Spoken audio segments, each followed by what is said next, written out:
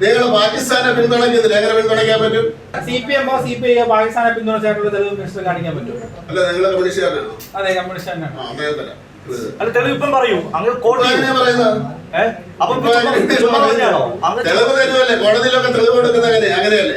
നിങ്ങൾ ഓരോ ഘട്ടത്തിലും പാകിസ്ഥാന് അനുകൂലമാകുന്ന രീതിയിൽ നിങ്ങൾ സംസാരിക്കാറുണ്ട്. ഏത് ഭരണഘടന അങ്ങനെ പറയുന്നത്? ഭരണഘടന പറയുന്നതാണോ നിങ്ങൾ ചെയ്യുന്നത്? അതെ, ഭരണഘടന പറയുന്ന അനുസരിച്ച് ചൈനയ്ക്ക് സിന്ദാബാദ് വിളിക്കാൻ എവിടെ വിളിച്ചു? നിങ്ങൾ വിളിക്കുന്നുണ്ടോ?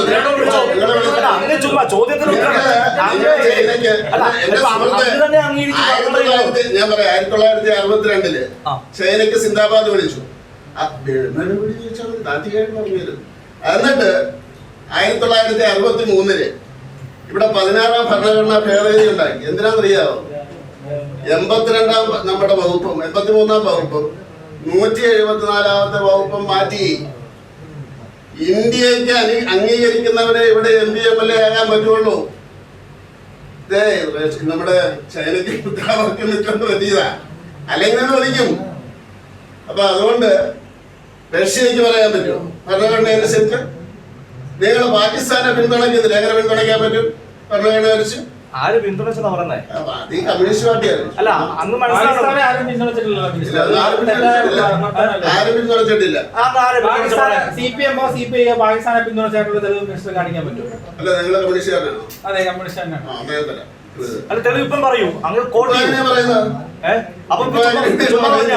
തെളിവ് തരുമല്ലേ? കോടതിയിലൊക്കെ തെളിവ് കൊടുക്കുന്നത് അങ്ങനെയല്ലേ? മിനിസ്റ്റർ അങ്ങനെ പറയുന്നത് തെറ്റാണ്. അങ്ങനെ ഭരണഘടനാ പദവി വഹിക്കുന്ന ഉത്തരവാദിത്തപ്പെട്ട ചുമതലയിരിക്കുന്ന ആളാണ്. CPM ഓ CPI കമ്മ്യൂണിസ്റ്റ് പാർട്ടികളോ പാകിസ്ഥാനെ പിന്തുണച്ചിട്ടില്ല ഒരു ഘട്ടത്തിലും. അത് ഏത് തെളിവിന്റെ അടിസ്ഥാനത്തിലാണ് മിനിസ്റ്റർ പറയുന്നത്? നിങ്ങൾ ഓരോ ഘട്ടത്തിലും പാകിസ്ഥാന് അനുകൂലമാകുന്ന രീതിയിൽ നിങ്ങൾ സംസാരിക്കാറുണ്ട്. എന്തെങ്കിലും ഇന്ത്യക്ക് എതിരായി, ഇന്ത്യൻ ഭരണകൂടത്തിന് എതിരായിട്ട് പറയണമെങ്കിൽ നിങ്ങൾ പാകിസ്ഥാനെ പിന്തുണയ്ക്കും.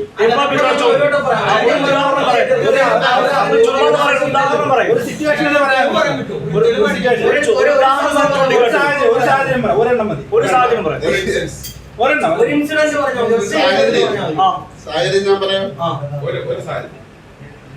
ഈ അയോധ്യ വിഷയം ഉണ്ടായപ്പോൾ പാകിസ്ഥാനില് ഇന്ത്യക്കെതിരായിട്ട് മുദ്രാവാക്യം വിളിച്ചു, ഇല്ലേ? അറിയാവോ? ഓർക്കുന്നുണ്ടോ? ഞാൻ അതിൻ്റെ അകത്ത് പങ്കെടുത്ത ആളായതുകൊണ്ടാണ്. അയോധ്യയിൽ ഒരു സംഭവം ഉണ്ടായില്ലേ? അന്ന് ഇന്ത്യക്കെതിരായിട്ട് പാകിസ്ഥാനിൽ മുദ്രാവാക്യം വിളിച്ചപ്പോൾ കമ്മ്യൂണിസ്റ്റുകാർ എങ്ങനെയാണ് പ്രതികരിച്ചതെന്ന് നിങ്ങളുടെ പത്രം എടുത്ത് വായിച്ചു. മാർക്സിസ്റ്റ് പാർട്ടിയും കമ്മ്യൂണിസ്റ്റ് പാർട്ടിയും എങ്ങനെയാണ് പ്രതികരിച്ചതെന്ന് നിങ്ങളുടെ ദേശാഭിമാനി എടുത്ത് വായിച്ചു നോക്കൂ. വായിച്ചു നോക്കൂ എങ്ങനെയായിരുന്നു.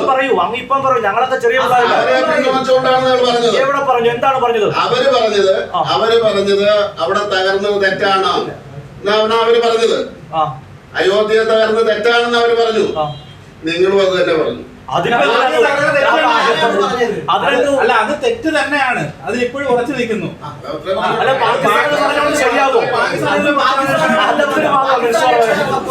അതിനെ നിങ്ങൾ പിന്തുണച്ചത്.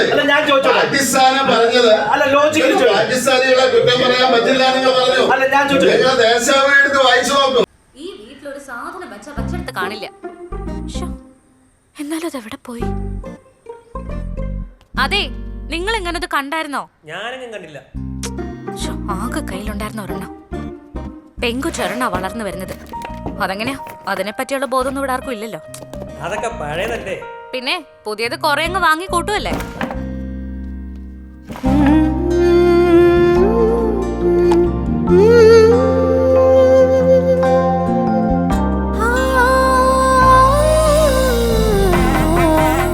പുതുമയുടെ സുവർണ സ്പർശവും ഒരു നൂറ്റാണ്ടിന്റെ വിശ്വാസവുമായി ഭീമ പത്തനംതിട്ട.